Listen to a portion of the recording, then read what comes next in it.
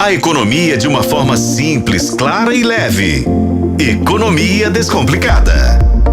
E vamos conversar com ela, Cíntia Oliveira, que está aqui conosco para falar sobre um assunto que acabou se tornando uma espécie de polêmica por conta do seu teor. Afinal de contas, um tribunal na Suíça determinou que trabalhadores registrem horas para ir ao banheiro do fórum. Pelo menos é o que diz a lei suíça, não menciona os direitos de funcionários de ir ao banheiro. Cíntia, explica pra gente essa história. Então, pera lá, na Suíça agora os trabalhadores têm que registrar na hora que vai no banheiro? Pelo menos em uma empresa pode. O que aconteceu? Uma determinada empresa, na época da pandemia, começou a exigir que seus funcionários batessem o dedo. Bater o dedo, a gente acha que quem é CLT aí vai entender, né? De registrar digital ali no cartão de ponto, né? Que hoje em dia a gente não bate mais o cartão, né? Uhum. Hoje em dia a gente vai com a digital para fazer os registros de entrada e saída. Então as pessoas estavam sendo obrigadas ali a registrar o ponto para entrar e sair na hora de ir ao banheiro. E aí a fiscalização pegou e fez uma reclamação para a empresa, que pegou e acionou a justiça. E a justiça entendeu que essa empresa estava certa, porque não há nada na legislação da Suíça que impeça a empresa de fazer isso. E por que eu tô trazendo essa questão? Porque isso é muito sério, gente. Porque esse debate é eterno entre empresários e os trabalhadores. Por que é complicado? Aí lá na justiça você falou assim, não, mas... E a empresa disse que a pessoa registra o ponto e aí depois ela pode ficar no banheiro o tempo que ela quiser. Só que a gente tem que entender que isso vai contabilizar no tempo. Uhum. Né? Se ela ficou 15 minutos no banheiro, então ela vai ficar 15 minutos a mais no trabalho. Pra quem é mãe, pra quem é pai, é um inferno, faz né? Toda Você a diferença. tem horas pra sair, pra buscar um filho, né? Você tem um determinado compromisso. Tudo na nossa vida, ultimamente, é muito calculado, né? Uhum. Então, 15 minutos, 10 minutos pode Questão fazer uma de diferença trânsito, né? tremenda no trânsito, no seu cálculo das suas obrigações e tudo mais. E também por conta da saúde do trabalhador. A gente sabe que é uma prática comum em muitas empresas brasileiras, especialmente. A gente sabe o que acontece muito em redes de supermercado, em indústria, em que essa ida ao banheiro é muito calculada, né? Uhum. E é complicado, porque corre-se o risco do trabalhador não beber água suficiente, não se hidratar da maneira suficiente. A gente já vê que eles não se hidratam. Quantas vezes você viu no supermercado uma caixa tomando água de maneira suficiente? A gente não vê, né? Só vê elas trabalhando bastante, né? Imagina, a gente vê muitas vezes a pessoa grávida.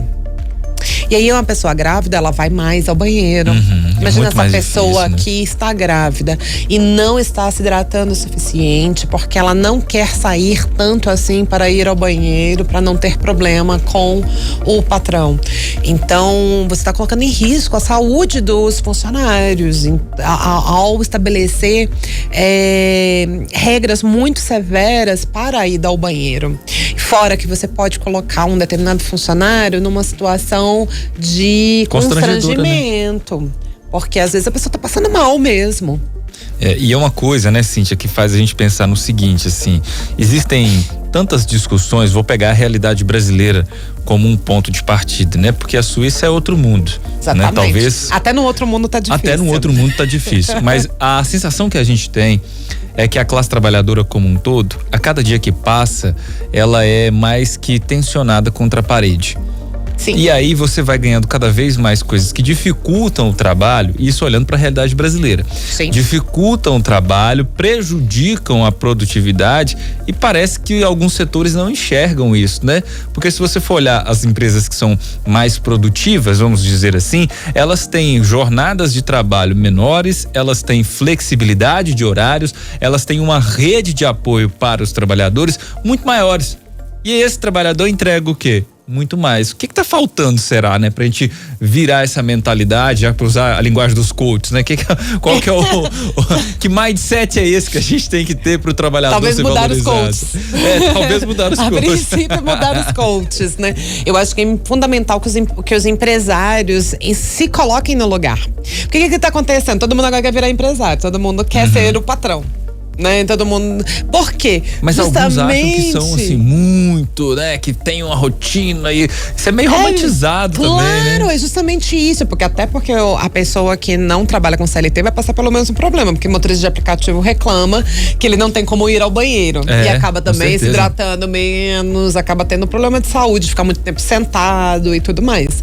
O que eu quero colocar é que a empresa que não olha para a saúde mental e física do seu funcionário, ela está perdendo, ela não consegue reter talentos e também não está conseguindo encontrar talentos no mercado de trabalho, porque está todo mundo nessa busca de quero ser o próprio patrão, que daí fica cada vez mais difícil de você encontrar pessoas querendo trabalhar com CLT.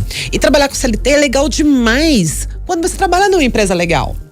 Com certeza. Gente, parece que a gente precisa viver um tantinho de anos pra perceber isso, mas CLT é super legal. Eu amo trabalhar em CLT e espero me aposentar dessa forma. Gosto demais. Mas porque eu trabalho numa empresa que me respeita, uma empresa que me traz muitos benefícios.